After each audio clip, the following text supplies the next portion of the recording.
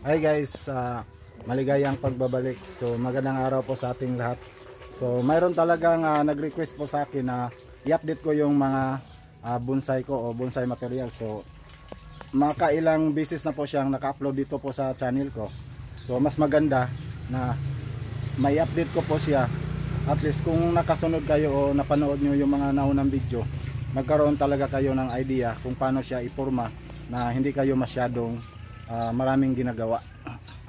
So hindi lang isa ito sa i-update ko ngayon. Ito yung Kaimito na bonsai ko. So ito na po yung forma niya ngayon. At marami pang iba. Ito mga red balete, tapos Chinese sole, may Argao Taiwan, at mga bougainvillea. Ipapakita ko sa inyo kung ano yung mga ginagawa ko dito habang patagal yung panahon. So nagiging solid na yung Kaimito ko ngayon. So simulan na po natin. So guys, ito na po yung Kaimito ko. So sobrang solid na po siya. Pati yung base niya, ito napakaganda. Dapat lang gawin natin dito ay kailangan natin na mapanatili na kung saan yung mga brands na sinisilik natin. Dapat yung mga bagong sibol tulad nito matatanggal po natin, oh. Dahil ito po yung tataba kapag hindi nakuha natin. So makikita po natin dito, mayroon siyang may mga part sa kanyang mga brands na nagkaroon siya ng mga bagong sibol. So ito tatanggalin talaga natin yan para para magpatuloy yung mga nasilik natin na mga brands. So habang patagal magiging solid yan. Tulad na lang ito, oh. So formado na po yung Kaimito ko. Nandito lang po siya nilagay ko, hindi ko na ipatong. Pero kapag ito ay itinatong ko na at wala ng ibang mga katabi na halaman, mas makita natin yung forma niya. Ito naman yung Chinese sole na brome yung style niya. So sa ganitong forma wala tayong masyadong ibang ginagawa kundi sa fertilizer lang nakapokus tayo, tapos doon pa rin sa pagte-train. So hindi siya masyadong, kumbaga sa ating mga nagbubonsai, hindi siya masyadong challenge o wala tayong ibang disenyo kapag ganito yung bonsai materials natin. Since na ganyan yung forma niya, pag nag-layer tayo matagal pa o mas mahirap pa tayo, matagal na panahon na ating iintayin. So hindi ko na lang binago. So dito tayo sa red balete. Ito yung red balete ko.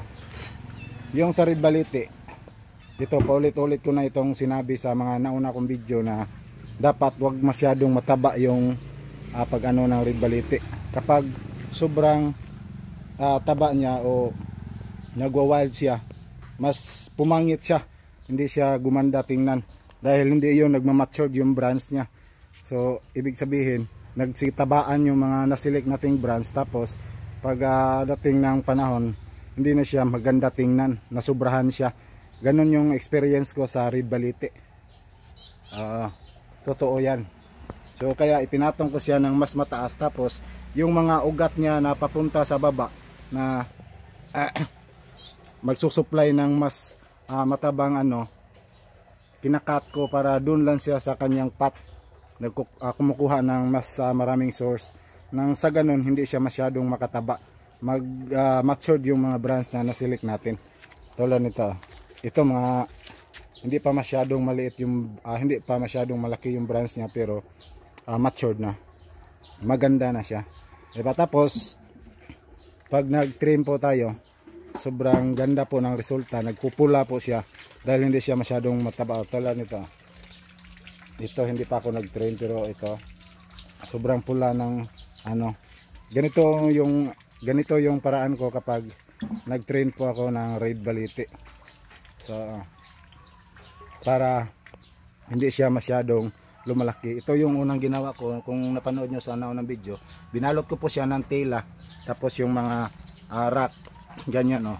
So ngayon nakalock na po siya, hindi na siya basta-basta na matanggal dahil sa marami na pong mga ugat dyan. So ito po yung bayabas ko, hindi masyadong napansin ko. to na nasira na yung pot niya, pero kahit pa paano may bunga pa rin siya. So medyo hindi ako masyado araw-araw nakaano sa garden ko, busy kasi ako. Tapos ito yung aking 21 jewel mula cutting. So mula po siya sa cutting, maganda yung base nya, konting kimbot na lang, konting train na lang natin, so mas maganda na siya tingnan. Tapos namulaklak na po siya. Ito yung galing sa wild, tinitrain ko siya, tapos nilipat ko na siya ng pot. Ito, Argao Taiwan, pa ano lang to. Tapos sinusubukan ko na itayo siya ng mas maayos. Tingnan ko kung pag dami ng kanyang branch dito sa baba, tingnan ko kung mas bagay sa kanya. So siguro dito na magtatapos yung video natin, at maraming salamat sa walang sawa ng suporta. Thank you so much for watching. Goodbye.